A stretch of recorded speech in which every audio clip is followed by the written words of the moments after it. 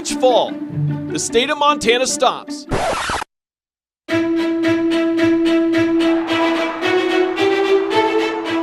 the Brawl of the Wild. But that's already happened. The Cats won. So what are we talking about? For the first time ever, the Cats and Grizz face each other again in the playoffs. The winner goes to Nashville for a shot at a national championship. The loser, well, you don't want to lose. The biggest game of the year, even bigger with everything on the line. This time the pressure is greater, the stakes are higher. Every play, every yard, every decision could change history. The good news, Montana will have a team in the championship. The bad news, there can only be one. Brawl 2.0, the brawl for it all, the last stand. Whatever you call it, only one thing really matters: winning.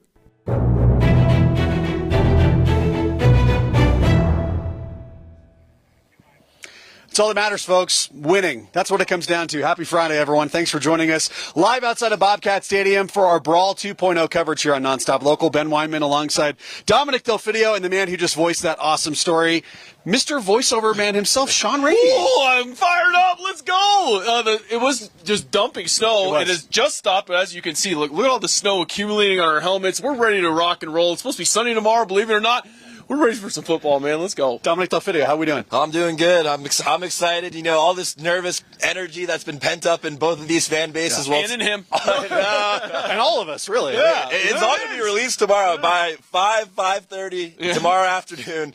One fan base is going to be jumping for joy, booking their flights to Nashville, getting those arranged ready, and one team is going to be very, very upset going into the offseason. Yeah, let's talk about that matchup. It is number 3 Montana, the Grizzlies, traveling to Bozeman to take on number 2 Montana State, the Bobcats. Tomorrow, 2 o'clock kickoff. You can watch the game on a national level. ABC Montana is the place to watch that game. We're very proud to bring you that ball game, Brawl the Wild 2.0. Winner, as Dom mentioned, will go have a chance to play for a national title in Nashville, Tennessee.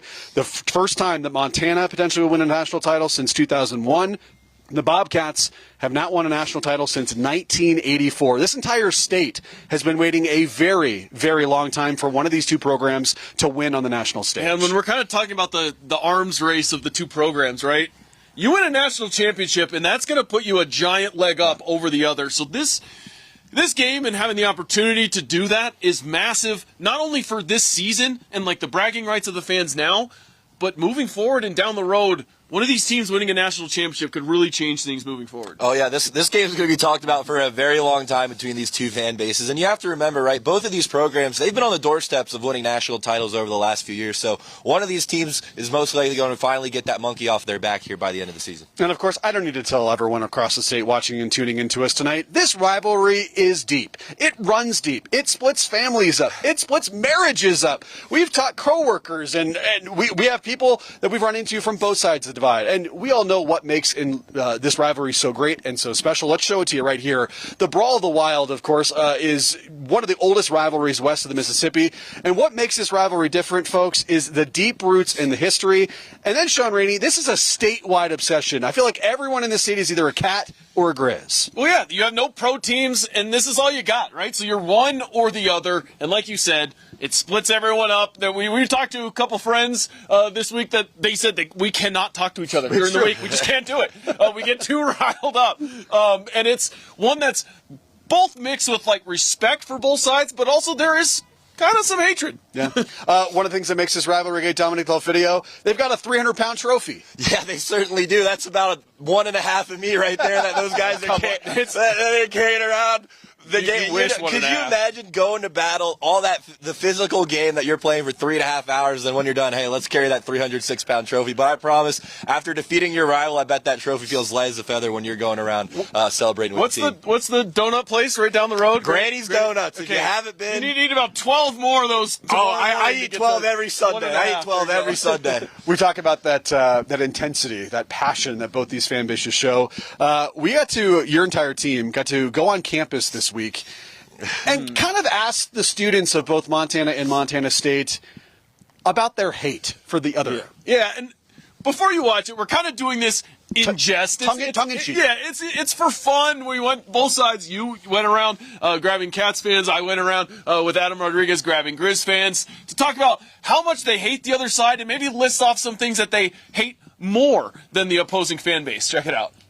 If you had to describe your hatred for the Cats, how would you describe it? Burning, like a deep, fiery hatred. Hate the Grizz, hate their colors. Bobcats are better for sure. I hate the Cats like wet socks. There's nothing worse. Well, their colors suck. They're not cats. It's an ever-burning pit of hatred for those guys down south. I hate the Grizz more than anything on this earth. They're horrible and they should lose every time. I would describe it as like when you eat a chili pepper and your mouth is burning. That's how much I hate it. And what are some things you hate more than the Grizz? Let me think of that. Nothing. Is there anything that you hate more than the Cats? I don't think so. Let's think. Of all the awful things in the world, the Cats are up there. They're in Missoula, and do I even have to say it? Really, do I have to say it? The only thing I hate more than the Cats is probably taxes. The Cats are the worst thing to ever happen to the world. We hate the Grizz. Go Cats, go. I'd rather step in dog than be a Grizz. I can't put that. I mean, I kind of hate, like, violence and stuff, but, like, I probably hate the Cats more.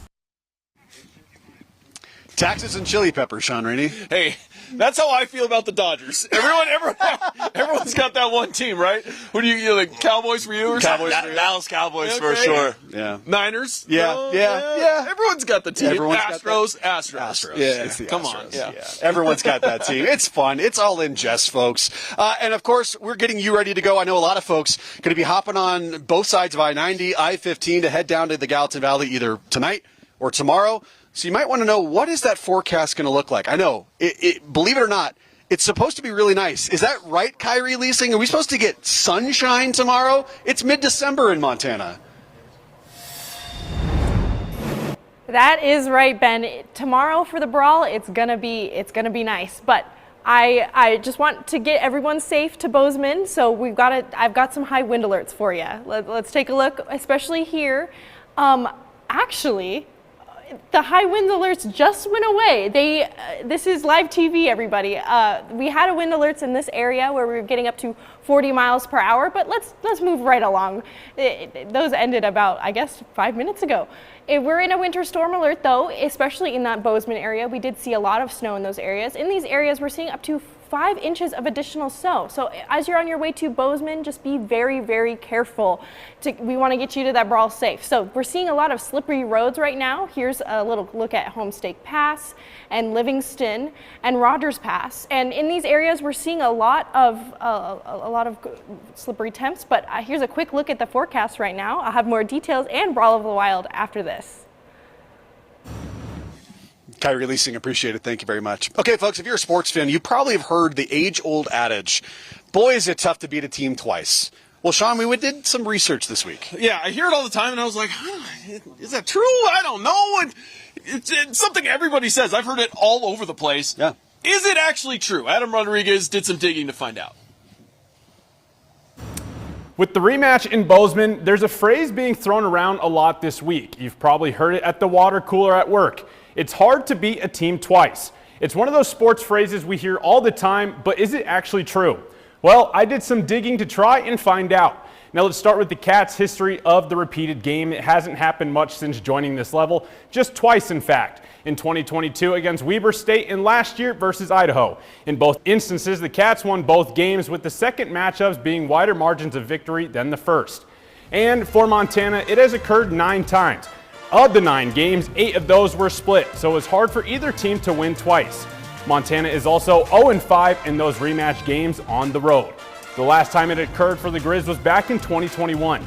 They would drop their regular season game to Eastern Washington 28-34, but when the two teams met up in the postseason, it was Montana coming out on top. Now, how does this compare to other FCS schools? Well, let's take a look at familiar foes for the Cats and Grizz from the Missouri Valley Conference in South Dakota State and North Dakota State. The Bison and Jackrabbits have faced each other twice in the same season, 6 times. North Dakota State has had the upper hand, sweeping 4 times, while South Dakota State only swept once, and only 1 draw has occurred. But compared to the FBS level, playing twice in the same season is a bit rare at the FCS level. Since 2000, the FBS has had 2 teams play each other twice in the same season 82 times, 45 being sweeps and 37 being split. This season alone, 6 of the 9 conference championships saw rematches from the regular season, and one rematch is set for the college football playoffs when Alabama and Oklahoma take the field. So while it may be hard to beat a team twice, history shows it's been done before. For SWX, I'm Adam Rodriguez. Adam, thank you very much. Of course, folks, if you think about both these teams tonight, the actual players themselves, the Montana Grizzlies are staying in Belgrade tonight. They're in hotel rooms, bunked up together in hotel rooms. The Bobcat players, they're sleeping in their own beds. And that is a good thing because, boy, is it hard to win in that stadium behind us, It Tom. certainly is, right? We just touched on how hard it is to win twice, but it definitely helps when the rematch is in your home stadium, right? And Montana State has to be coming in with some confidence after already winning on the road in Grizz. And when you look at the Bobcats at home, they just simply don't lose in Bozeman. 50-2 over their last 2 games. And when you narrow it down looking at the playoffs, the Bobcats are 18-4 in home playoff games. So they don't lose at home in general, certainly slim to none in the playoffs. So Montana coming into town, I think it'll be probably the most hostile environment they have played in this season, and it's going to be important for Montana State to get off to a fast start, have that home crowd behind them. And I was able to catch up with Adam Jones and Caden Dowler earlier this week just about how important having this game at home is. Yeah, pretty excited. You know, anytime we get to strap it up with these guys and play in Bobcat Stadium, you know, it's going to be an awesome opportunity and a cool environment to play in. Playing in Bobcat Stadium, I think we do get an advantage with that. You know, it was really hard to play over in Missoula, and I think they're going to see how hard it is to play here. And I think just playing in front of our fans is something we don't take for granted. So. And now, Brawl 1.0 was big for a lot of reasons, right? Big Sky, number 2 overall seed. And coming with that number 2 overall seed, perhaps the most important thing to come out of that Brawl 1.0, home field advantage throughout the playoffs, because whoever won that game was going to have that home field advantage. It was going to make their path to Nashville a heck of a lot easier. Yeah.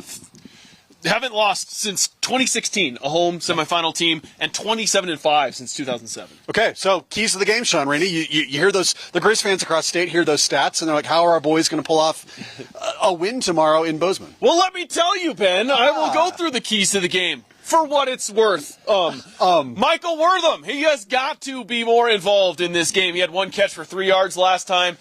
Can't happen. Number 6 has got to do some touchdown dances. And then we're talking L and L Island. No, I'm not talking about Love Island. I'm talking about Kenzel Lawler and Keon Loud, the cornerbacks on an island. I think Montana has to let them and trust them to cover the outside wide receivers. That way you can bring some of the safeties down into the box to stop the run, because I think you need to stop Montana State's fastball, which is their running game. And then lastly, hi-ho Silver. Away! The new kicker, well, not new, but the new kicker taking all the field goals and extra points is Joe Silver. Ty Morrison has kind of struggled to hit the ball as of late, and he had that kick blocked in the first matchup. And I think if you're going to pull off a road upset with all of those stats against you that we mentioned, you're going to have to make a kick or two. So, hi-ho, Silver. Yeah, and, you know, to defend home field, right, if you're Montana State, getting to this point, playoff football, it's all about running the ball. And that's been a big thing for Montana State with these vegan teams. It's all about establishing the run. Montana State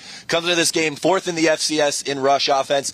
And, hey, on that offensive line, well, they have 3 FCS All-America selections as well. Then on the flip side, in terms of dominating the trenches, that defensive line as well. Kenny Iden and Paul Brott both getting those All-America honors as well. Iden with 3 sacks last game.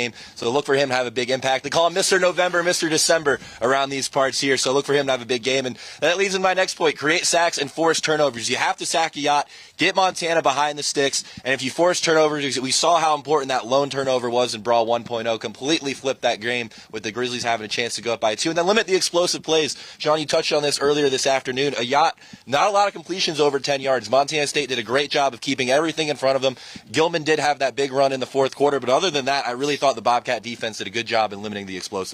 It's going to be a lot of fun to see what exactly happens tomorrow. 2 o'clock kickoff here from Bozeman, Montana. It is number 2 versus number 3. A shot at the FCS national title game on the line tomorrow between the Cats and the Grizz. Kathleen Dozier, hey, there's a nice little behind-the-scenes shot there. You see a very snowy set. Kat, we wish you were here with us. Thanks for holding down the fort. Sounds like you got a lot more coming up.